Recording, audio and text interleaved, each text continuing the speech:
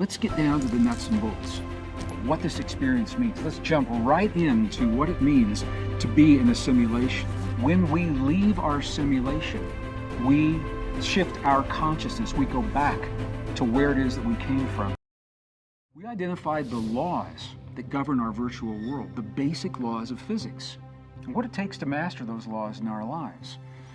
When we consider these understandings and we merge them with everything else that we've learned, well, it's enough to make our heads spin with possibilities, and suddenly we have a new way of thinking, a new vocabulary to describe our relationship to the world and to life itself. The implications, they're staggering, and the questions are endless. You've seen the evidence that tells us it is more likely than not that we are living in a simulated world, in a virtual universe. And you've seen the evidence that is telling you that you have the potential to interact with this universe, to interact with this reality in ways that have seemed mystical in the past and were reserved for the monks and the nuns and the abbots and the shamans living mystical lifestyles. But now we know we don't need to live on a monastery halfway around the world and leave everything familiar to us, our loved ones, our jobs, our families, to embrace these seemingly mystical powers. Because when we understand the relationships, we demystify the experience. In the contemporary language of science, we are now talking about mystical connections, and we are marrying those connections with the best science of the modern world to give us a new view, an evolutionary edge to understand what's happening in our world, and beyond that, how we may direct the events of our lives and the events of the world in a positive, powerful way. So as you've seen, the parallels between the laws of physics as we know them today and the rules of the simulation are absolutely clear. They're unmistakable. And the evidence is showing us, more likely than not, we are in fact in the simulation. So what I'd like to do, pull all this together. Let's get down to the nuts and bolts of what this experience means. Let's jump right into what it means to be in a simulation, the implications and the questions that invariably come up. Questions like, where's heaven? Where is heaven? When we think about our simulation and we think of the descriptions of heaven, the word itself was left to us about 2,500 years ago. What does that mean to us in terms of the simulation? Well, the simulation is a localized experience, but it tells us we're not really here. You're not really here. We exist somewhere outside of the simulation, and we are projecting our energetic body, what we call our spirit or our soul or our avatar, into this experience so that we can learn something here that apparently we cannot learn where we've come from and that apparently we're going to need wherever we are going. Now, this is a really, really powerful concept. The idea that we are not here, and the biology actually supports it. What the biology is showing us is that our cells receive information that defines who we are. The surface of the cells, the receptors, receive this information. And that's why when we take our cells and we put them into the body of another person through an organ transplant, for example, that person rejects the cells because it's not them. We have an identity. That identity begins somewhere beyond our simulation. And in terms of the ancient texts, that is what was called heaven. When we leave our simulation, we shift our consciousness. We go back to where it is that we came from. And for me, I believe that, and I think it's really good news. It means that we will see our friends and our loved ones again on the other side, what is called the veil, on the other side of that veil.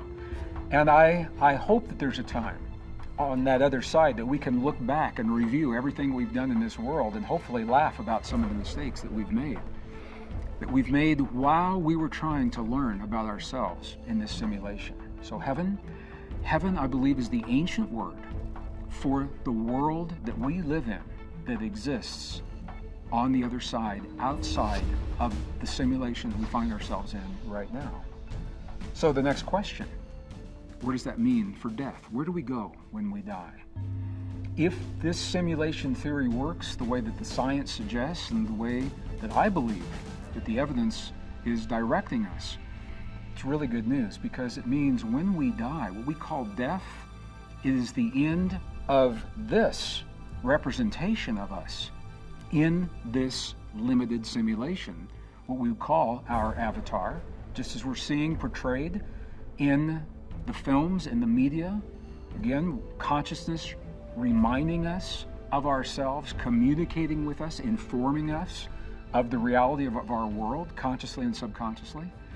So when we die, this avatar no longer exists in the physical realm, but our essence that we've projected continues in the realm outside, perhaps in another physical body. So once again, we think back, what is the purpose of the simulation? Simulation is to learn a new way of being in a realm that is relatively safe, because we need that way of being when we go to another place.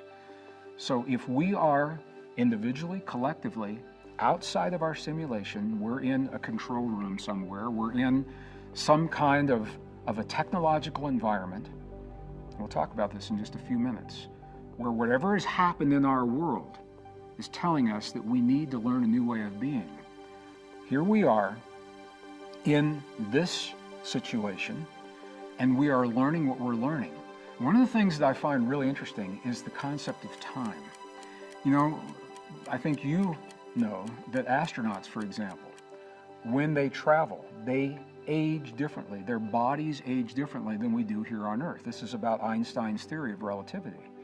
So the thinking is that in the future, when we have astronauts that leave the Earth, leave the moon, and go deep into the solar system, and maybe even beyond, that they will age slower than their husbands, wives, families, their children here on Earth.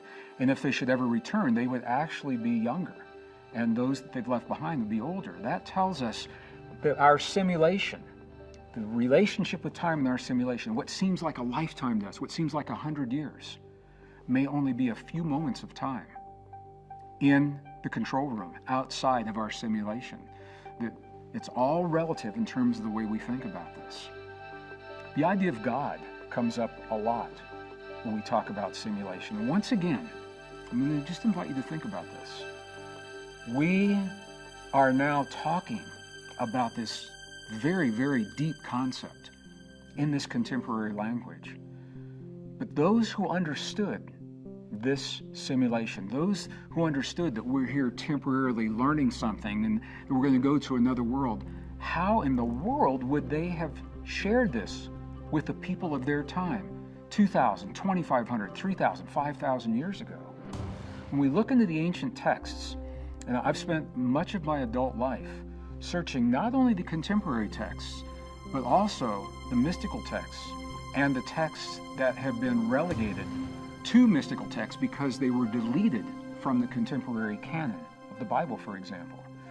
And not only the Christian Bible, but the Hebrew Bible, beyond the Torah, beyond the first 5 books, Genesis, Exodus, Leviticus, Numbers, and Deuteronomy. There are other Hebrew texts that were also edited and relegated to mystical texts. They're not part of the contemporary canon. So when we go back and we look at those deleted texts and the way that they were condensed, we see a story. And the story tells us that in the beginning, so whether you think the natural beginning of the Big Bang or you think the beginning of our simulation, in the beginning, there was a prime creator, and that is the idea of God. But the texts also tell us that God did not create us. God created the environment.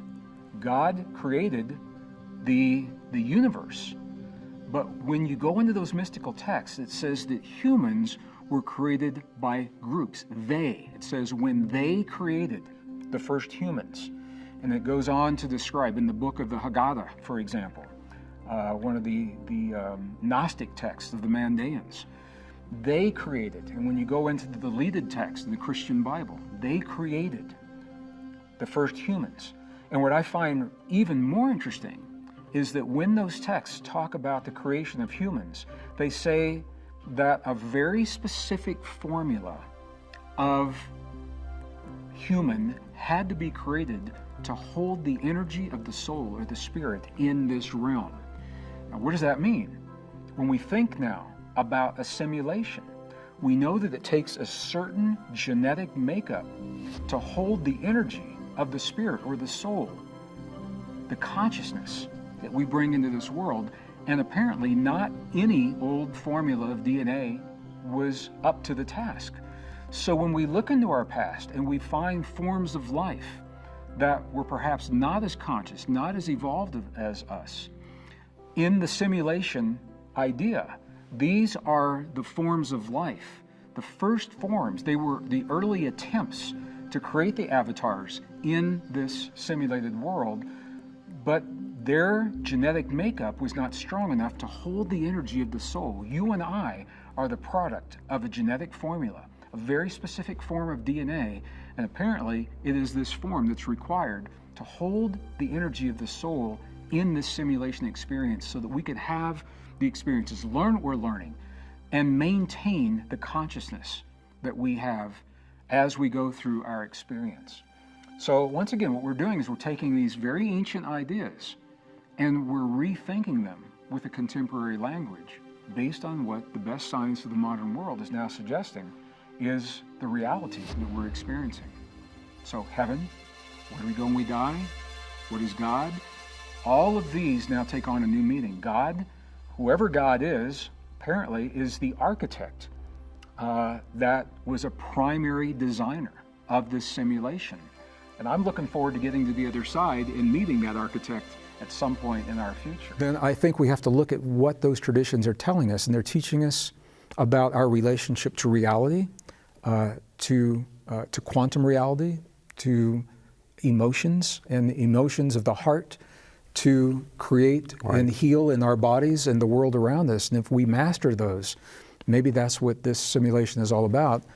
God eternal within the body may be the architect that has helped to create this simulation. Do you ever get frustrated that we don't have the answers yet? I don't, George.